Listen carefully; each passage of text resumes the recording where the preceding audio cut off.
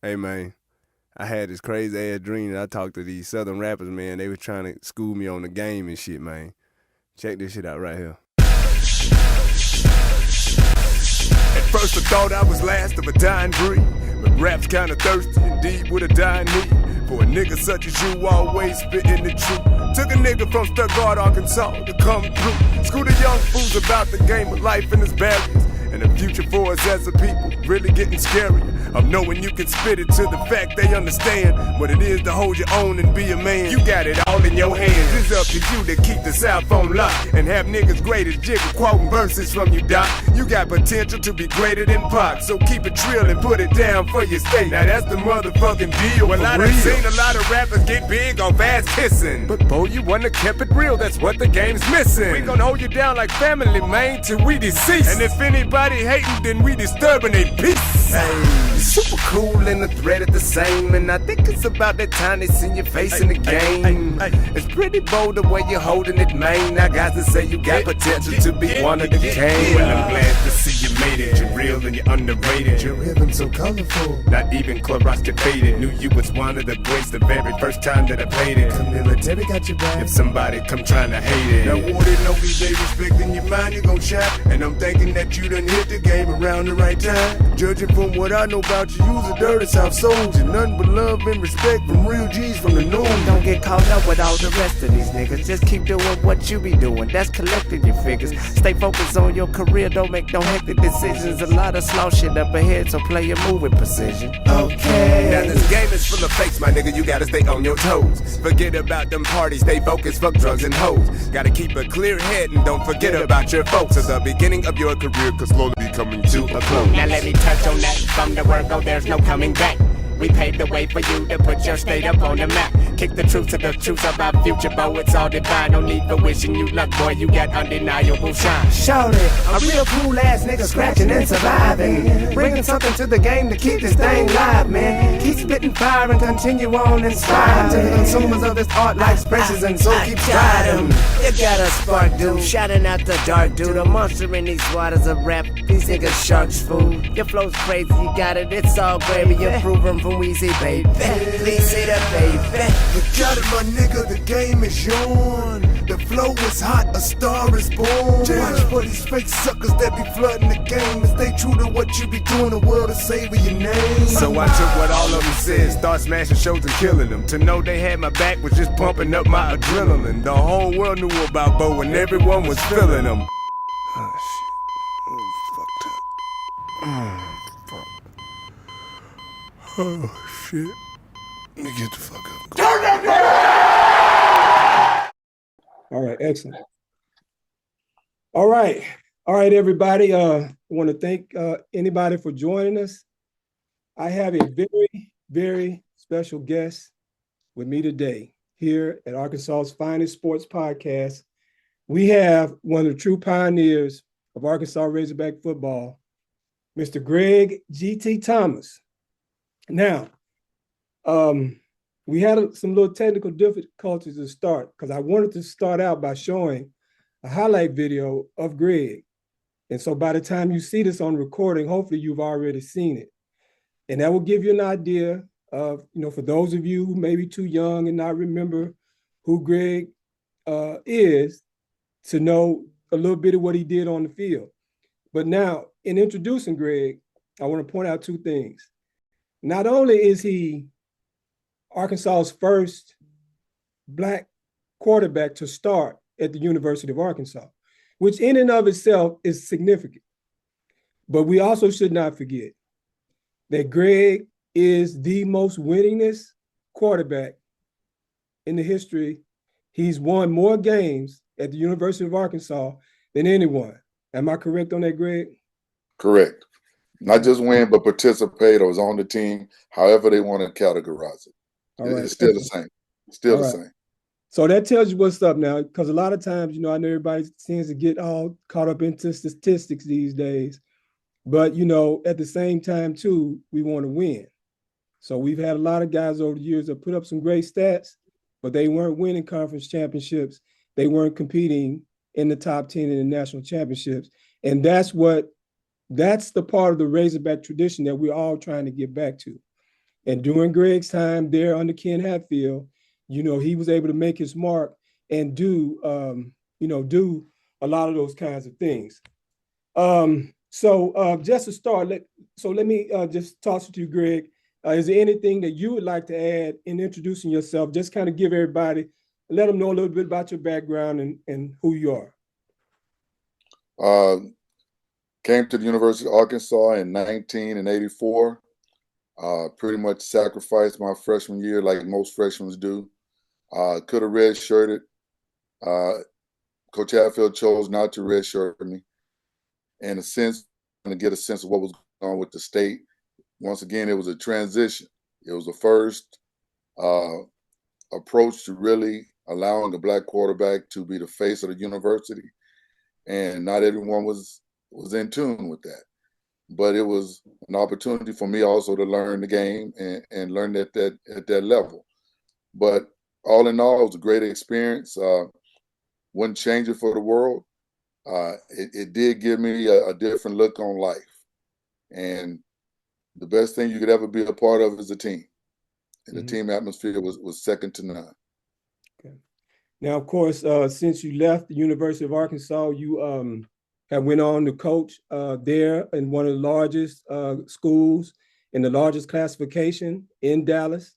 Your team is currently the defending state champions in Class 6A, coming off an undefeated record last year. So kind of talk to people a little bit about what you've been doing, since you left the University of Arkansas.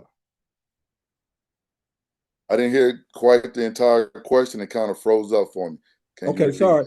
I was just saying, of course, you've gone on to a multi-decade coaching career down in Texas at one of the largest schools in the state of Texas.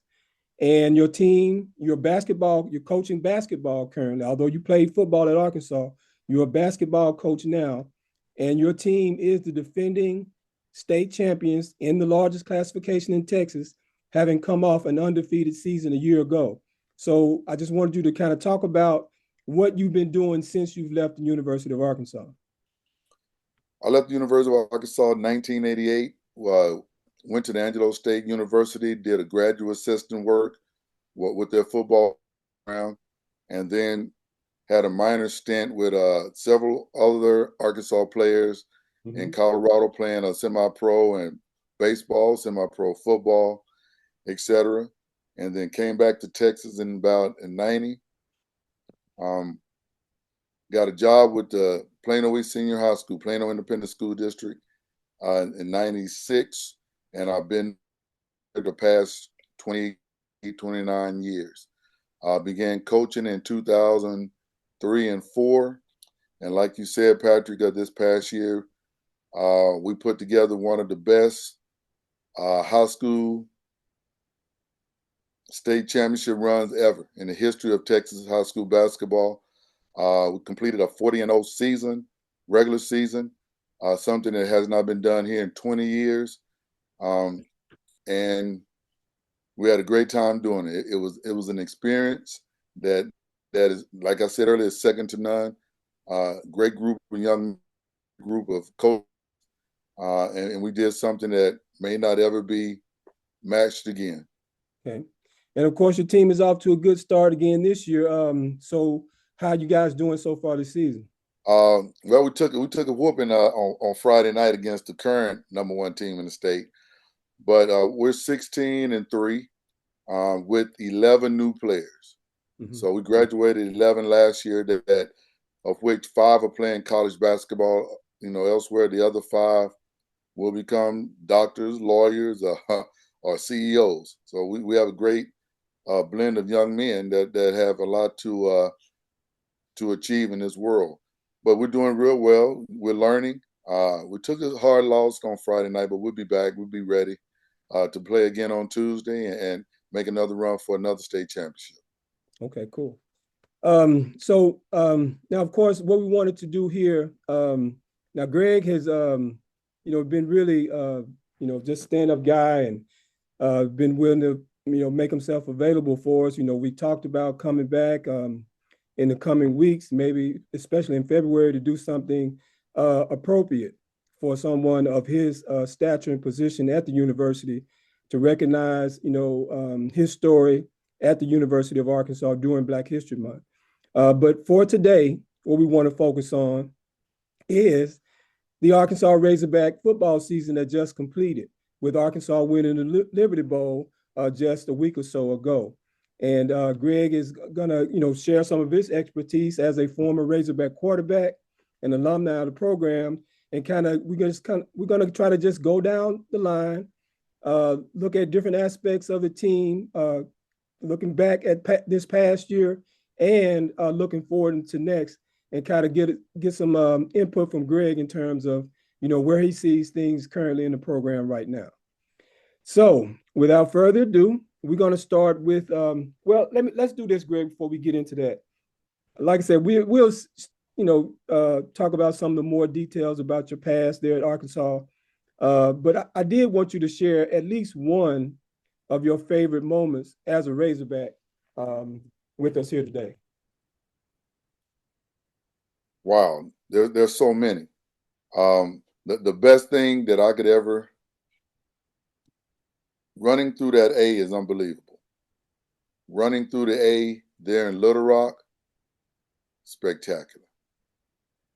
Hearing the crowd, I think the crowd in Little Rock was on most occasions better than the crowd back in Fayetteville. In Fayetteville, they get to see us all the time. In Little Rock, it was more centralized. The parents and the fans from down south that couldn't make that, that trip up to Fayetteville, got a chance at least 3 or 4 times a year to see us there in Little Rock. Unbelievable. Hearing the Hall call the very first time, it is special. It is special today to hear a crowd of 50 to 75 to 100,000 stand up and call the Hogs. It's unique. It is all Arkansas, and it should always be cherished. Okay. Now, of course, you just stepped on one of my favorite subjects there, and I can't pass this up. So, of course, there at Arkansas, there's a lot of controversy each year about playing the games in Little Rock. And, when I think about you guys' time, and of course, correct me if I'm wrong. Now, your first year, was it under Hatfield, or was it? It was under Hatfield, correct. The first year of Hatfield? No, it was under Hatfield. Luke Holtz had told me he would be there in November. He would be there, and then was gone 3 days later. But Lou Holtz, and Buddy Ball more than Lou Holtz. Okay. Ball, and that's who my head coach has been speaking to at that time. Coach Keeling, who was my head coach at San Angelo Central, was in contact with. But then, Holtz gave that, I'll raise it back forever, et cetera, et cetera.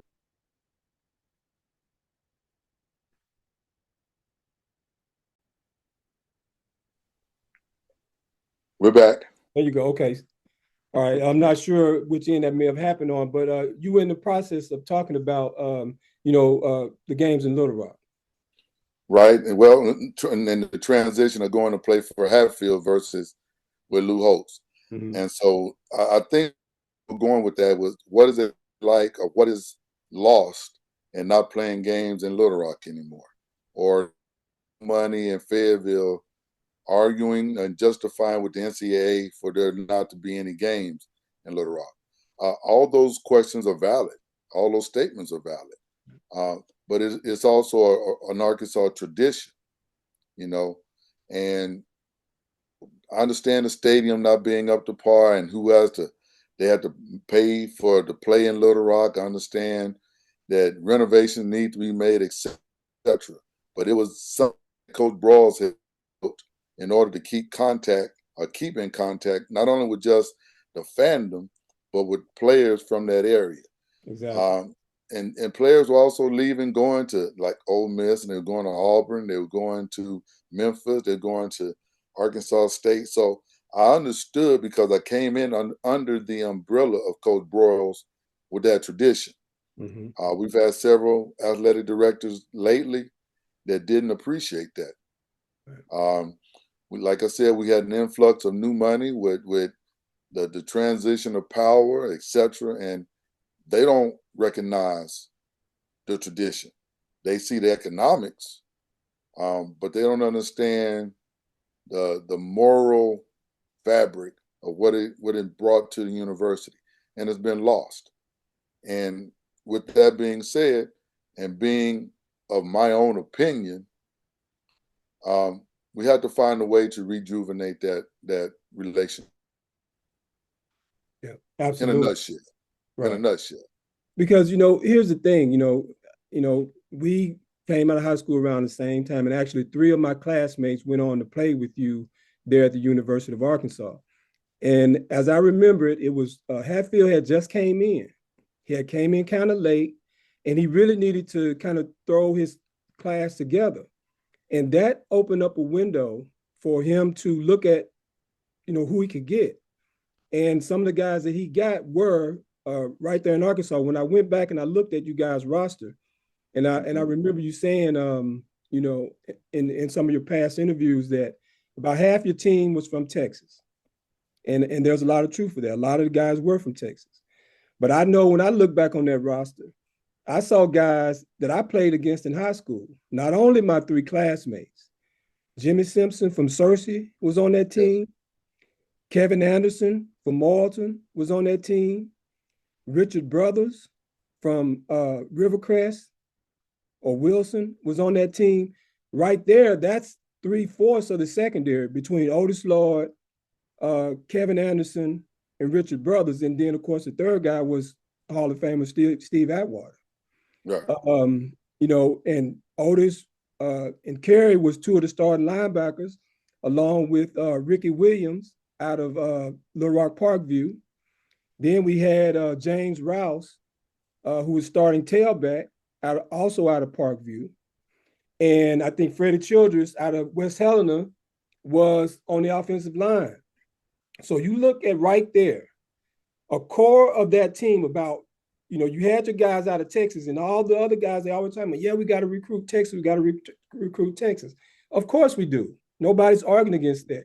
But you've also got to recruit Arkansas. And I think that's a perfect example about the quality of athletes we have coming each year out of Arkansas. But because of this, mindset that, there's nothing in Arkansas outside of Northwest Arkansas. And the whole university program needs to be all about Northwest Arkansas. That's where they're losing. And a lot of times in a lot of these recruiting battles that we may lose out on, you shore that up by recruiting guys in state. I remember seeing a video with Lou Holtz, and I've shared this on one of my previous podcasts. He always had a formula about how to win at Arkansas. And his formula was you recruit the best 10 to 13 guys in the state each year.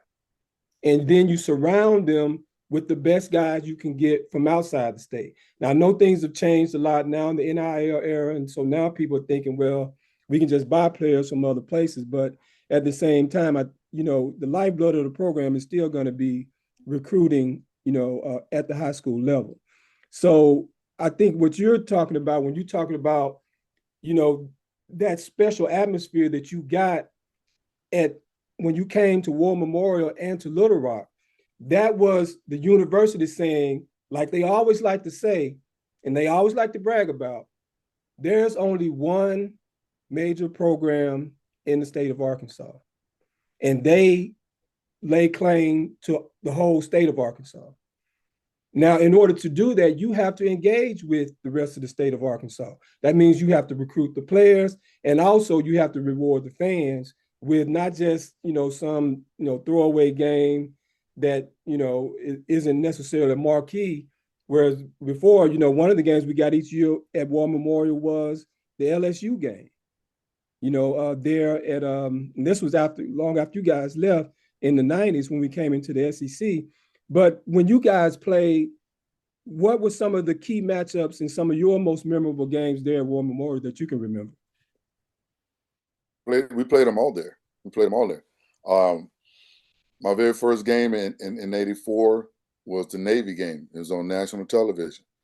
The very first time I got a chance to play. We played Texas there, unfortunately, in '87 and lost on the last second play.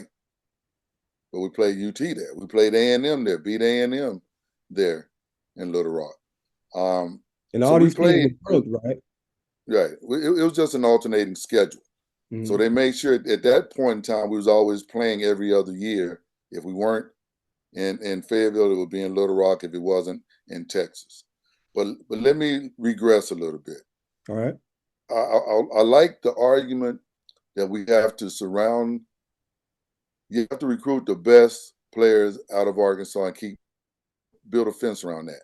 But we don't have 13 players we can recruit out of Arkansas and play on a national or the SEC level. We just don't have it. Why? Okay, let me ask you this, Greg. Why do you say that when you had that number back?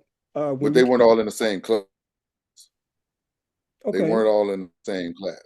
I understand. So you may get 13 after 2 years, right? But you can't recruit just Arkansas and then have 12 others from anywhere else place, because we want to think that's a reality or the caliber of players the same all the time, but it's not. And at one time, well, I can't even. When you look back through the history books, when Arkansas won the national championship in '64, look and see where most of those players came from. They were outside. And that's what people don't want to do. When they played in '78 and played in Orange Bowl, and they didn't win the national championship, they didn't win the conference in '78 when they won the Orange Bowl. That's something else people then put in their minds that they did. They did not. Houston won that year. See where the players came from. Right. Now, of course, you do have to point out your 5 to 7 or 8, but 13 is a lot. 13 is a lot, especially when you're playing on a national kind of platform. The SEC is a national platform. It's not 6 or 7 teams, it's 16 teams. Right. All right. And then with that, when you say that and you have less than 200,000 people and that's your biggest city to choose your players from, they're not playing against the same kind of caliber all the time. Your 1 or 2 or your 3 studs are studs when they're playing 1 and 2A ball. They're not studs when they're playing 6A and 7A balls. And they got to get hit the same way. They got to get picked up. They get injured. The same fight. It's a lot easier when you're playing a different level of competition. Some of us can grow and play above our grade. You froze up there towards the end again, but we'll keep it moving. Now, of course, there are a few things I could push back on a little bit on that, but we're gonna move forward. And because we'll pick up this conversation in another episode. All right, let me see. Are you still there? Because you still froze on this thing. No, I'm right here. Okay. You hear me? The picture's froze though. Yeah, but my voice can carry. All right. Okay. So now let's get into the 2004 Razorbacks. Right. And, so let's start at the top. We want to go through and give me your thoughts. Maybe you can give a grade. It's not fair. That's not fair. It's an opinion, but it ain't fair. A grade is never fair. It's just like history. It depends on who got the pen.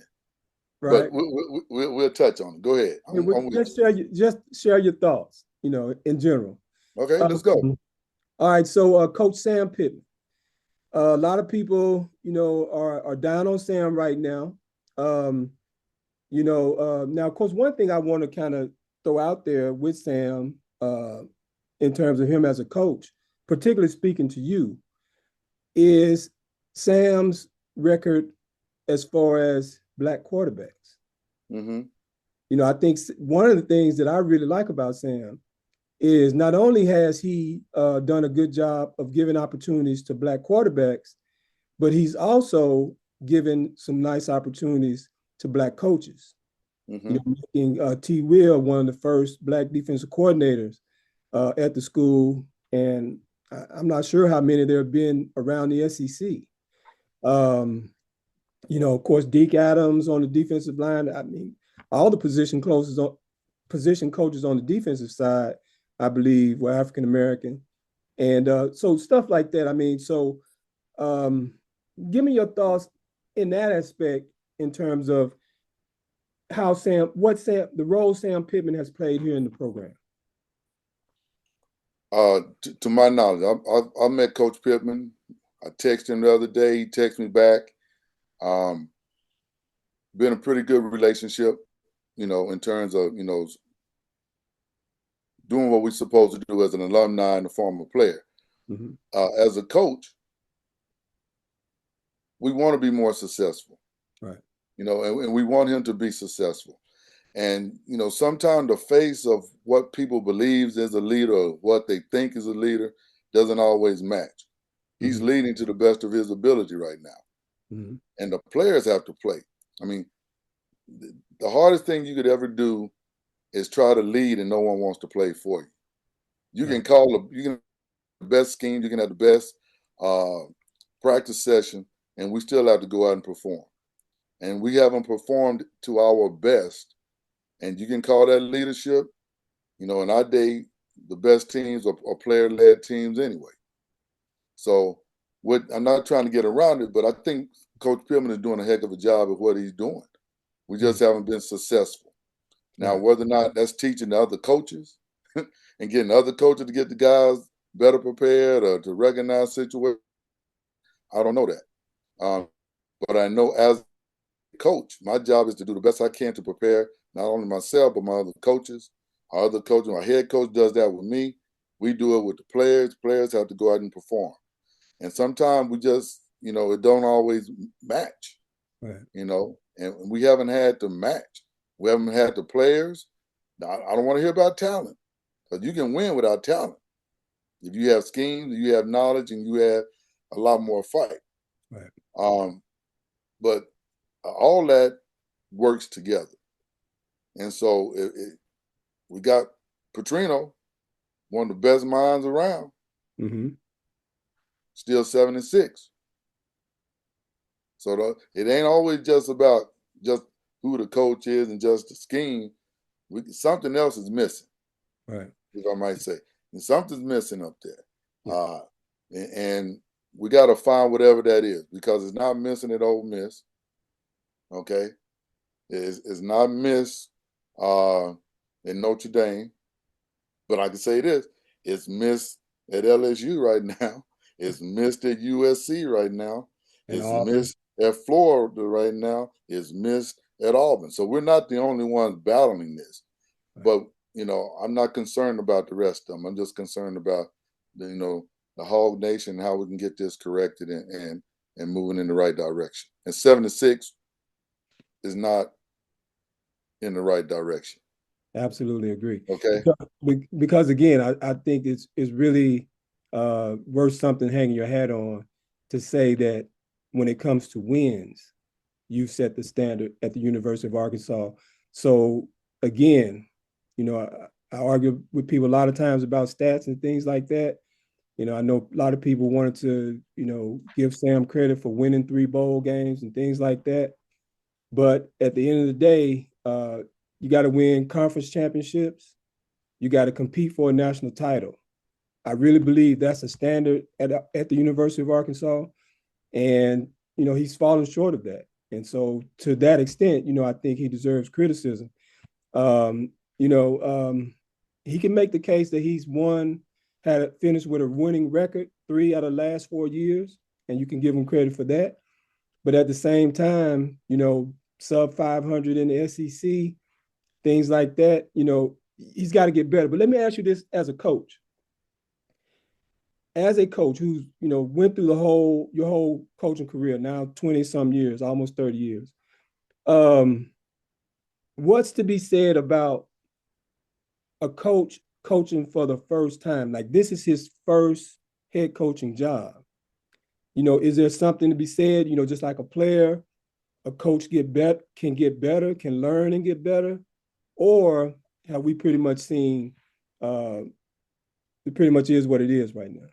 No, coaches have to get better. They have to challenge themselves, and they have to have a staff that's like-minded.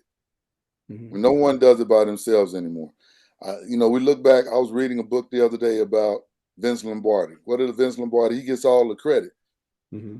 Had 6 other great coaches with him, former players, former people that not only that he played with, a couple of coaches on his staff were older than he was. So he had some wisdom there with knowledge and some likability.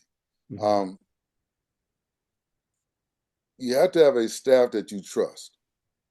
I mean, you're gonna be the four, you're gonna be the head man, and not everyone can be the head man. No, I myself like being second in charge, third in charge. You know what I'm saying? You give me I'm put in an area where I know that I can better help the team.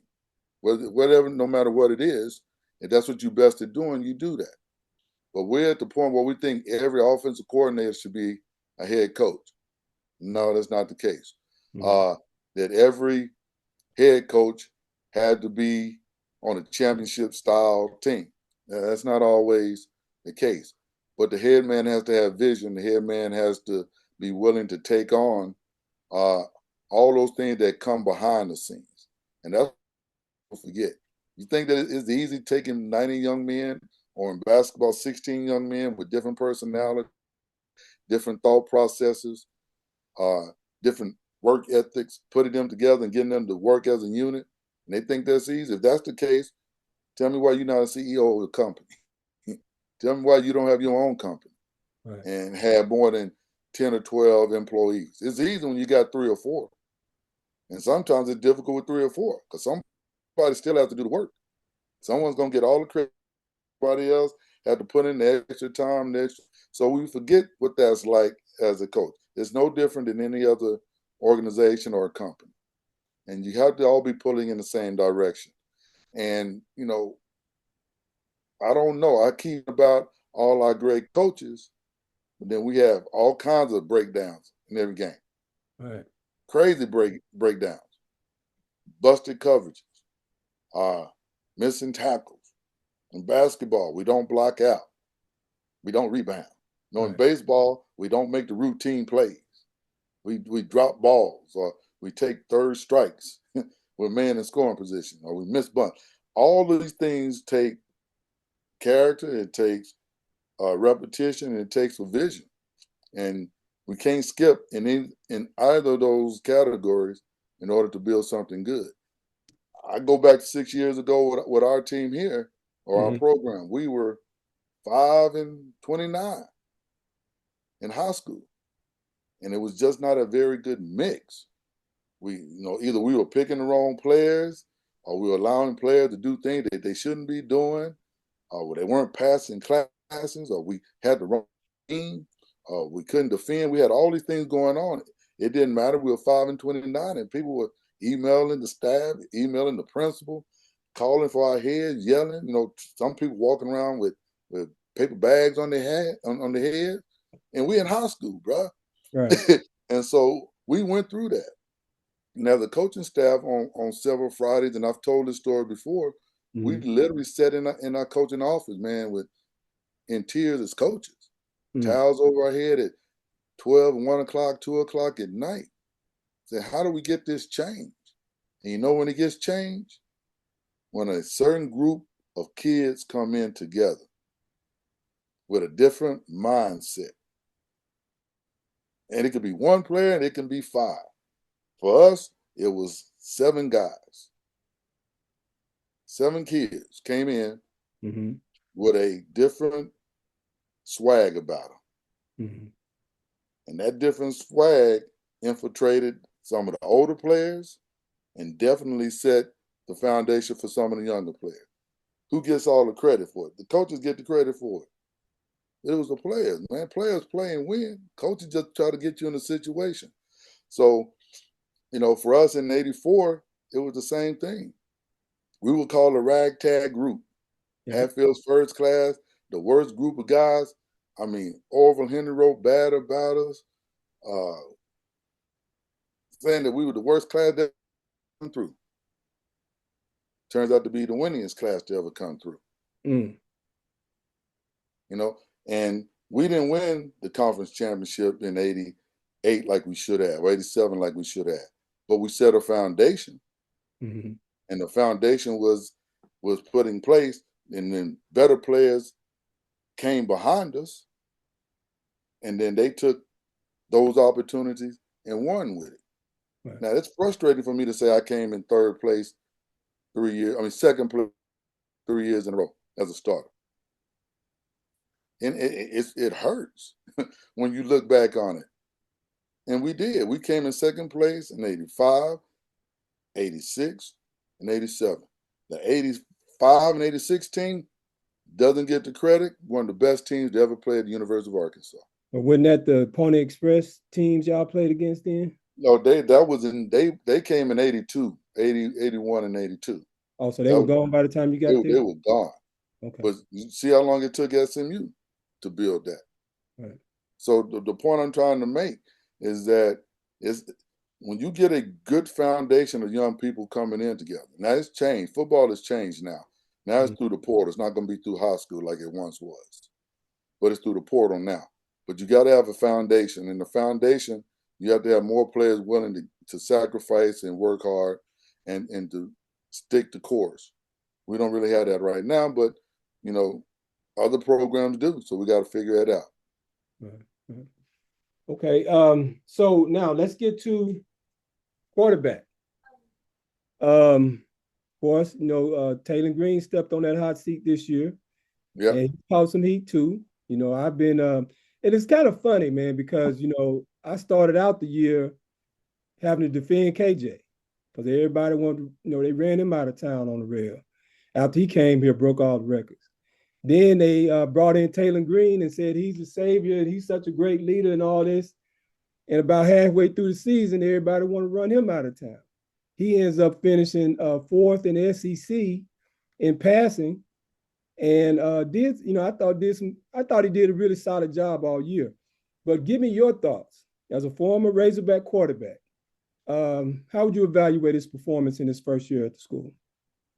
He did a pretty good job for the first year playing in the SEC under a new coaching style and a different environment.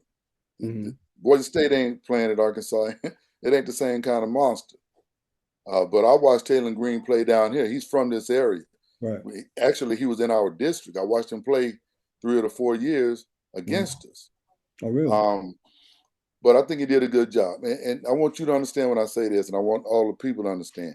They've wanted to run every Razorback quarterback out of there that have played more than 1 or 2 years. Every one of us has been Not tired, good. stressed, hung out to dry, cussed, kicked, all that stuff. Every quarterback that's been there, there's everyone in black, white, Native American, they've done that. So it kind of comes with the territory. Right. So you got to be thick-skinned. You got to be thick-skinned to play that position.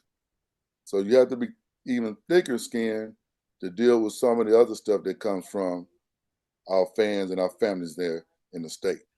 I went through some of the craziest, and one day we'll talk about it. Matter of fact, I wrote about it in my book. Right. And it goes beyond playing football. It goes beyond fandom. I understand it, but don't mean you have to like it. So they've tried to run every Razorback quarterback out there that didn't do what we wanted to do. And that was to win the conference. And we've only had 3 conference championships in the last 40-something years. Wow. So, we won a national championship in basketball. And ain't come close to that since 94. And we haven't won a national championship in softball, soccer, or baseball. Yeah. So the fan base is hungry, but you have to, if you don't know before you get there, when you get there, it'll be explained to you. And then that's just the bottom line. Now, when I went there, I did not know some of the things that took place. I wasn't aware of had not taken place there. But I quickly was educated on how bad they wanted to win and what the goals were. And sometimes that's a great motivator for those that want to stick that, play that position, stick to that course. Not everybody wants to do that. Not everyone is able to do that. So you know, it was a blessing. Taylor's going to be all right. Taylor has to want to get better. He has to understand certain situations. It'd be nice to play for the same coach 2 years in a row. He hasn't had the same offensive coordinator more than 2 times.